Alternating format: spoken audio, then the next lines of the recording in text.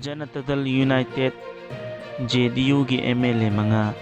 BJP ओनिख्रे JDU की टिकेटा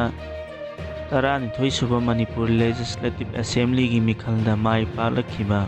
तरुक की मनुंगदा मंगादी BJP की MLA ओंदुना JDU की MLA अमखतमक अहौरे बिहार की नीतीश कुमार न लुचिंगबा JDU ना BJP का चटमिनबा तोक्तुना अतोप्पा पार्टी सिंगा पुंदुना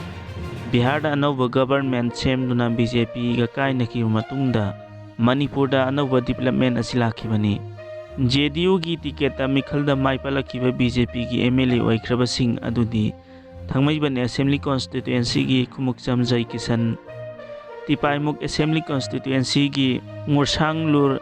सनाते जिरीबाम असेंबली कॉन्स्टिट्यूएंसी की असबुद्दीन वांखई असेंबली कॉन्स्टिट्यूएंसी की हांगजम अरुण कुमार अमसुंग चुराचांदपुर असेंबली कॉन्स्टिट्यूएंसी की MLA LM खौतेनी मतोमता ngaihoraba JDU की MLA अदुदी लिलोंग असेंबली कॉन्स्टिट्यूएंसी की MLA अब्दुल नसीरनी पनबा याबदी थंगमैबन असेंबली कॉन्स्टिट्यूएंसी की MLA खुमुकचम जय किशन JDU की लेजिस्लेचर पार्टी की लीडर्स ओइरिबनी JDU की MLA मंगा BJP की MLA ओंदुना